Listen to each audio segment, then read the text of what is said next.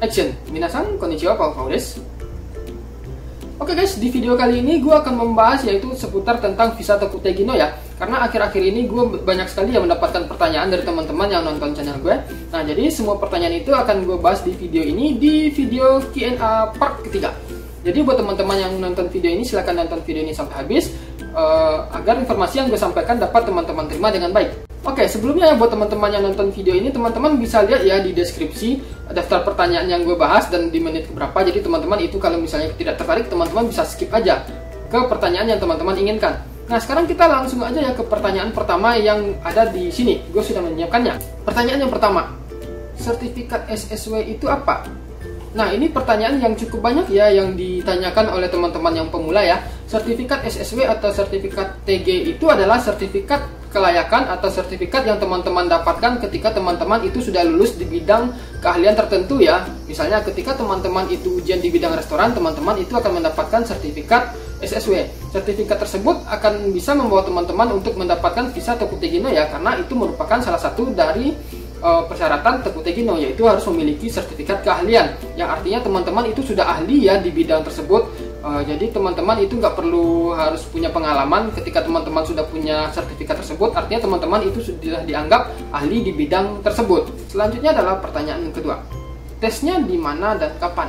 Nah, tesnya ini ada di Indonesia dan ada di Jepang ya. Untuk di Indonesia sendiri itu tesnya hanya ada 5 tes ya untuk saat sekarang ini ya, dan itu mungkin saja bisa bertambah ya. Tesnya itu adalah tes pengolahan makanan, restoran, kaigo, peternakan, dan pertanian. Untuk tes kaigo, pertanian, dan peternakan ini frekuensi ujiannya sangat banyak sekali ya di Indonesia. Jadi teman-teman itu akan lebih mudah ya untuk mengikuti ujiannya. Sementara untuk ujian pengolahan makanan dan restoran ini sendiri, itu ujiannya hanya ada 3 kali dalam setahun ya, dan itu teman-teman harus pantau terus ya website pendaftarannya, jadi teman-teman tahu kapan aja ujiannya. Dan ujiannya itu biasanya lebih di kota-kota besar ya, seperti di Jakarta dan sekitarnya. Dan kalau untuk di Sumatera itu hanya ada di Medan ya untuk saat ini, dan mudah-mudahan itu ada di kota-kota lain ya selanjutnya. Terus yang selanjutnya adalah bahasa yang digunakan.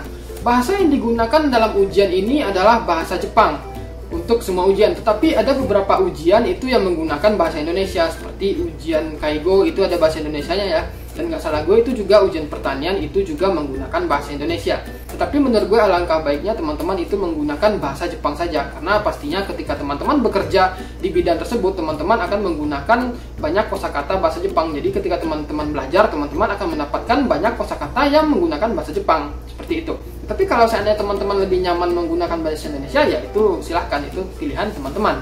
Selanjutnya adalah masa berlaku sertifikat.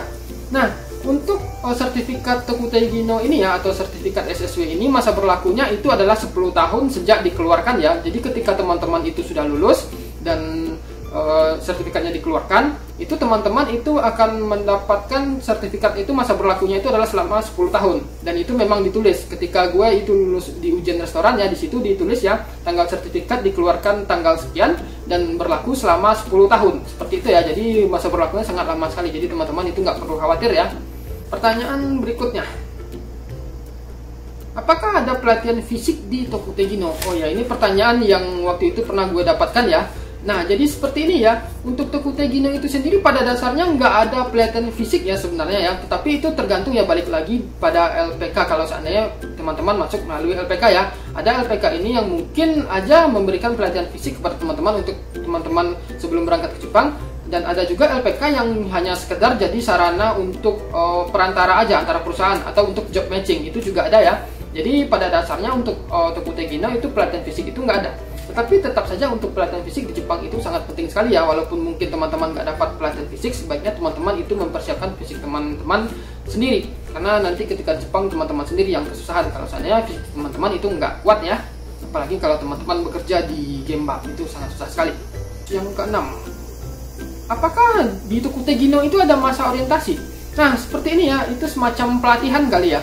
Nah, buat teman-teman yang datang ke Jepang dengan menggunakan visa pemagang ya, pemagang, biasanya itu bukan biasanya, memang seharusnya sebelum teman-teman memulai aktivitas magang, sebelum datang ke perusahaan, teman-teman itu akan diberikan pelatihan atau masa orientasi yang kita sebut dengan yang namanya Senta atau Jisu Senta. Di situ adalah tempat di mana Jisuse itu akan belajar terlebih dahulu tentang Jepang, semuanya tentang Jepang sebelum akan pergi ke perusahaan.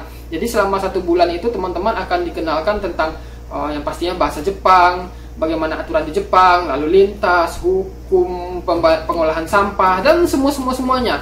Itu akan dijelaskan di Senta itu selama 1 bulan itu ya, 1 bulan penuh. Dan itu Senta itu ditentukan oleh penanggung jawab masing-masing. Dan untuk Tokutegi no itu nggak ada ya, gue pernah baca kalau nggak salah itu di websitenya pemerintah itu kalau untuk Tokutegi no itu nggak ada masa orientasi atau pelatihan 1 bulan sebelum kerja, itu nggak ada ya. Jadi teman-teman ketika masuk ke Jepang dengan menggunakan visa Tokutegi no, teman-teman itu bisa langsung bekerja ya di perusahaan. Tapi apakah perusahaan itu memberikan pelatihan atau tidak itu tergantung perusahaan teman-teman masing-masing. Yang selanjutnya, apakah bisa pergi ke Jepang dengan visa Tokutegi no itu secara mandiri?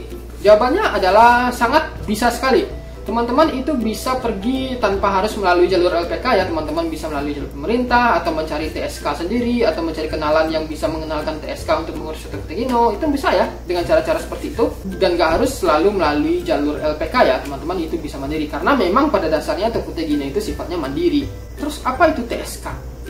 TSK ya, TSK itu adalah singkatan dari Toroku Shienkikang ya, atau yang bisa dibilang kalau dalam bahasa Inggrisnya adalah support organisasi, atau bahasa Indonesianya adalah organisasi pendukung untuk teman-teman yang ingin mengganti visa dari pemagang ke Tokutegi no, untuk teman-teman yang dari pelajar ke Tokutegi no, atau buat teman-teman yang sekarang lagi di Indonesia terus pengen datang ke Jepang secara mandiri dengan visa Tokutegi no, itu bisa melalui jalur melalui TSK ya, atau support organisasi tadi, karena nanti mereka yang akan melakukan perantara kepada perusahaan dan nanti mereka akan mengurus visa. Itu ibaratnya kalau di pemagang itu tibanya seperti Kumia ya, tapi ini TSK ini kita bisa pilih, kita bisa mau digabung TSK mana, itu terserah kita dan mau di daerah mana, seperti itu ya. Terus di mana sih kita bisa menemukan TSK tersebut? Untuk menemukan TSK ini ada banyak cara ya, yang pasti itu teman-teman bisa mencari di website imigrasi ya. Di imigrasi itu ada daftar TSK itu sangat banyak sekali. TSK itu di list dalam bentuk format Excel ya, dan ada 2 bahasa. Yang pertama itu bahasa Inggris, yang kedua itu bahasa Jepang. Nah, kalau saran gue adalah mencari yang di list bahasa Jepang, karena yang di bahasa Jepang itu akan sangat lebih update sekali ketimbang list bahasa Inggris. Terus juga untuk mencari TSK ini nggak hanya melalui website imigrasi saja, teman-teman itu bisa mencari website yang namanya Gairo. Jadi Gairo itu teman-teman itu bisa nge-list ya TSK yang teman-teman inginkan di daerah mana, yang support pekerjaan apa, itu juga bisa ya. Terus juga untuk mencari TSK ini mungkin teman-teman juga bisa mencari atau bertanya kepada teman-teman, kenalan teman-teman yang ada di Jepang yang dulu pernah bergabung dengan TSK, apakah TSK ini recommended atau tidak, karena mungkin beberapa TSK ada yang menyediakan jasa gratis, ada juga TSK yang berbayar, itu tergantung ya, macam-macam. Jadi ketika teman-teman punya teman-teman yang tinggal di Jepang, mending tanya dulu pernah gabung di TSK mana, apakah bagus atau apa, itu teman-teman bisa tanya reviewnya ya, seperti itu. Dan juga untuk TG Mandiri ini teman-teman bisa juga langsung menghubungi perusahaan ya, nanti perusahaan yang akan melakukan atau mengurus visanya, entahkah perusahaan itu akan bekerja dengan TSK atau bagaimana, itu nggak tahu ya. Tapi ketika teman-teman mengapply langsung ke perusahaan itu juga bisa ya, kalau perusahaan itu paham dengan yang namanya Tokutegi no ya. Selanjutnya adalah, apakah TG Mandiri itu mahal? Ya kalau bisa dibilang ya, kalau dibandingkan kita masuk LPK ya, tentu saja TG Mandiri itu akan sangat lebih murah. Kenapa? Karena kan ketika kita mandiri paling kita hanya melakukan pengurusan paspor, visa, terus cek medical check up gitu kan, hanya pengurusan sendiri. Dan itu hanya memakan uang mungkin nggak sebanyak ketika kita bergabung dengan agen atau LPK gitu ya kan. Karena kan kalau LPK mereka kan sifatnya itu adalah perantara, mereka memberikan jasa job matching, jasa untuk mencarikan pekerjaan kepada teman-teman. Jadi ketika teman-teman itu melalui LPK mungkin bayarnya akan sedikit lebih mahal, karena kan teman-teman harus membayar jasa LPK karena mereka sudah membantu teman-teman untuk mencari pekerjaan, untuk mencarikan job matching, seperti itu ya. Tetapi juga kalau seandainya teman-teman masuk LPK itu juga tidak masalah ya, karena LPK pastinya juga akan memberikan kemudahan kepada teman-teman. Jadi teman-teman itu nggak akan sulit ngurus dokumen, karena kan semuanya sudah dilakukan oleh LPK. Paling teman-teman itu melengkapi dokumen saja, seperti itu ya. Dan yang manapun pilihan teman-teman itu teman-teman sendiri yang memutuskan ya, baik itu LPK atau mandiri, semuanya itu memiliki, kedua-duanya itu memiliki kelebihan dan kekurangan masing-masing ya, seperti itu.